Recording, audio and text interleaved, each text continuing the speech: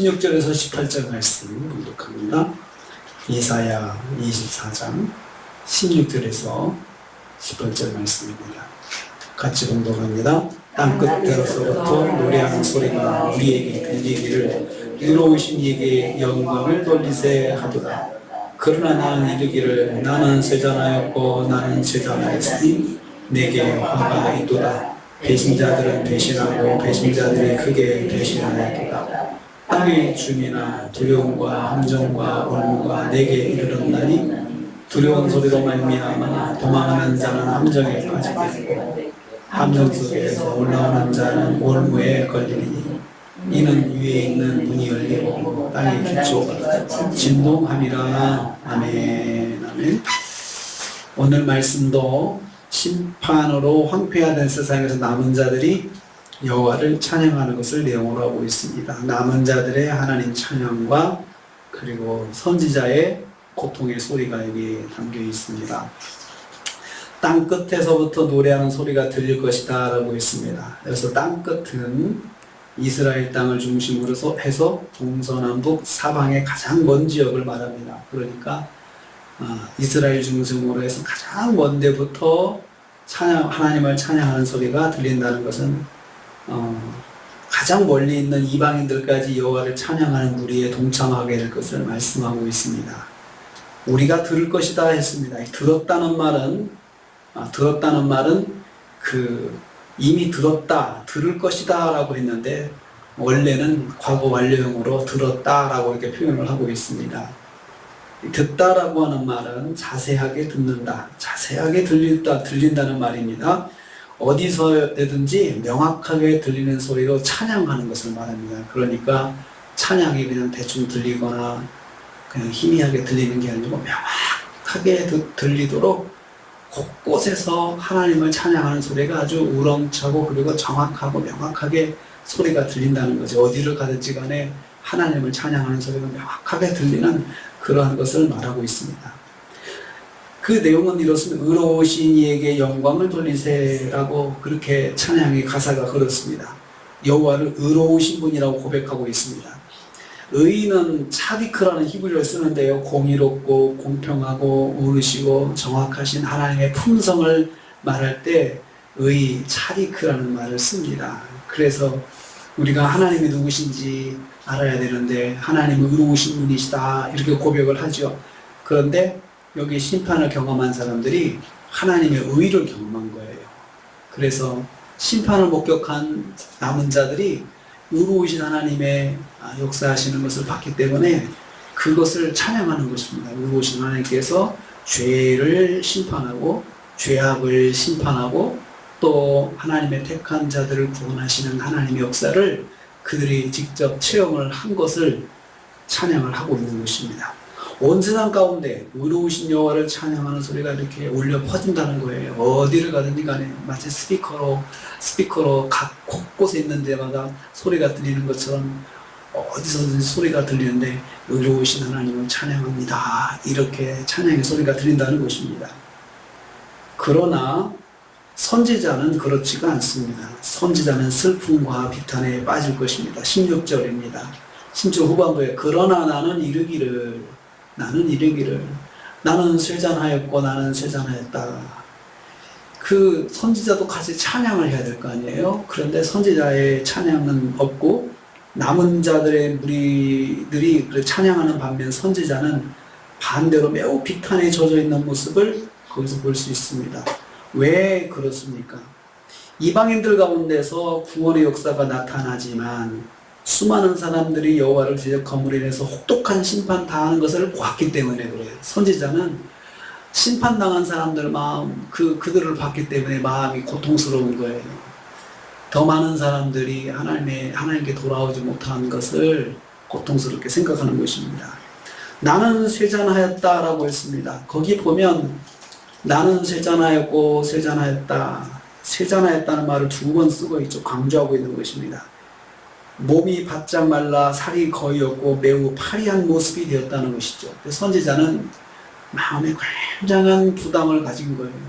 심판받는 사람들을 보면서 목격하면서 마음이 편하지가 않은 거죠. 그래서 몸이 말라붙을 정도로 매우 파리한 모습 정도로 자신이 이렇게 변한 거예요. 얼마나 스트레스를 받으면 그렇겠어요. 자기가 구원의 백성들을 구원하기 위해서 말씀을 많이 외쳤지만 돌아오지 못한 사람들, 그 세상에도 하나님의 말씀을 선포했지만은 결국은 심판받는 사람들을 모습을 보면서 마음에 많은 충격을 받은 것이죠. 내게 화가 있도다 이렇게 말하고 있습니다. 거기 보면은 내게 화가 있도다, 내게 화가 있도다. 극한 슬픔과 극한 탄식을 거기다 표현하고 있습니다. 자기가 그 정도로 슬프다는 거죠. 그리고 자기는 정말 이렇게 해서 고통스럽다는 것이죠. 내게 그 본 것으로 인해 자기가 당하는 고통을 화라고 표현을 하고 있습니다. 배신자는, 여기 배신자가 배신자고 배신하고 배신자들이 크게 배신했다. 배신자라는 단어가, 배신이라는 단어가 5번 나옵니다. 거기에 5번. 배신자들이 배신하고 배신자들이 크게 배신했다. 크게라고 하는 말은 거기 히브리 성경 보면은 배신하고 배신했다 말을 2번 쓰고 있어. 그러면서 중복해 쓰면서 앞에 있는 말은 그냥 크게라고 부사로 번역하고 뒤에 있는 말은 그냥 원동사로 배신하였다 이렇게 쓰는 거죠. 그러니까 배신한 거에 대한 그 말이 5번 중복되는 것은 정말 크게 배신한 것을 보면서 마음이 안타까운 선지자의 마음을 여기다 표현하고 있습니다. 그러니까 배신하는 것은 하나님을 반역하고 불순종한 사람들의 모습을 배신이라고 표현한 것이죠. 그래서 심판을 받았잖아요. 그것이 너무나도 사람들의 그 불순종과 이로 인한 심판이 선지자가 보면서 너무나도 마음이 아파서 자기는 화를 입은 것 같다. 내가 화를 당하는 것 같다. 이 많은 사람들의 고통스러운 것을 자기가 보니까 자기가 정말 그렇게 하나님께 심판을 받은 사람처럼 그렇게 고통스럽다라고 표현하고 있습니다. 선지자는 심판받는 사람으로 말미암아 마음이 고통을 받고 있습니다. 우리도 그렇습니다. 우리도 사실은 안타까운 마음이 있어요. 내가 심판에서 피했다고 아이 고소하다, 나는 참 잘돼서 괜찮다, 그럴 사람이 누가 있을까요? 우리도 영혼 구원을 위해서 복음을 전하고 했지만 마지막에 심판날에 만약에 그 심판당하는 사람들을 봤다면 마음이 편하지 않을 거예요. 천국 가고 우리가 하나님 품 안에 있는 것은 기쁜 일이지만 또 그것을 보는 우리의 마음은 그 순간은 마음의 고통이 있을 것이다. 그렇기 때문에 우리가 지금 이 순간에 예수님을 전하는 것이 비록 거절이 되더라도 우리가 그것을 사명을 가지고 전해야 되는 것이지. 그래, 너는 그냥 벌 받아라, 너는 지옥이나 가라, 이렇게 하면 우리가 마음이 진짜 편하겠습니까? 정말 지옥 가는 사람들이 지옥에 들어가서 고통당하는 것을 봤을 때, 그걸 목격하면 할 때 선지자처럼 우리 마음도 편하지 않아야 된다는 거예요. 17절 말씀, 18절 말씀이 선지자는 온 세상에 심판을 다시 선포합니다. 그래서 선지자는 마음을 다시 다잡습니다. 아무리 전에도 사람들이 듣지 않는 사람들을 보면서 그래, 나는 이제 할 일을 다 했으니까 너네들 알아서 심판이나 받아라 이렇게 하지 않고 심판의 환상을 다 봤잖아요. 그러니까 선지자가 막상 그 심판당하는 모습을 환상으로 다 보고 나니까 마음이 화를 입은 것 같은 그런 심정이 되고 나니까 안 되겠다, 내가 이러면 안 되지, 한 사람이라도 더 영혼 구원하게 해야지 하고 선지자가 마음을 바꿉니다. 17절 말씀에 땅의 주민아 두려운 감정과 올무가 내게 이르렀나니 두려운 소리로 말미암아 도망하는 자 함정에 빠지겠고, 이렇게 하면 다시 심판을 선포하는 거죠. 그러니까 이렇게 될 거니까 하나님께 돌아와라 라고 하나님의 심판을 다시 선포하고 있습니다. 땅의 거민은 온 세상 사람들을 말합니다. 온 세상, 이게 이 말 심판을 다시 선포합니다. 이 세상에 두려움과 함정과 올무가 임했다. 여호와께서 이미 심판을 결심하셨다는 거예요. 심판을 결심해서 이런 일들이 이미 이제 기다리고 있다. 날만 잡으면 되는 것이다.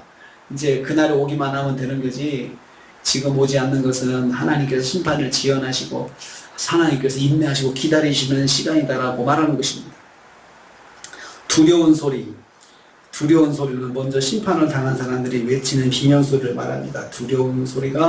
두려워하는 소리가 말미암아, 두려운 소리 말 도망하는 자들 함정에 빠지겠다. 그러니까는 이게 아비규환이거든요. 심판당할 때 심판 먼저 받은 사람이 그 심판의 고통에서 비명을 지르면 그걸 듣는 사람들은 무서워서 또 도망간다 이거죠. 나에게도 그런 심판이 임할까봐. 그런데 그 사람들도 심판은 올 거거든요. 그러니까 먼저 받는 사람들의 고통을 보면서 나중에 받을 사람들이 두려워서 막 도망갔는데 도망갔더니 어디로 가면 함정에 빠졌습니다. 함정에서 겨우 올라왔더니 올무가 기다리고 있다는 거죠. 심판에 빠져나갈 길이 없는 거예요. 하나님의 심판이 일단 시작이 되면 빠져나갈 수가 없다고 지금 선지자가 다시 외치고 있어요. 이는 위에 있는 문이 열리고 땅에 기초 만든 위에서부터 심판, 위로도 심판, 아래로도 심판, 갈 데가 없다는 거예요. 갈 데가 없는데 심판이 열리면 시작되면 갈 데가 없다. 그렇기 때문에 어떡하라는 거예요.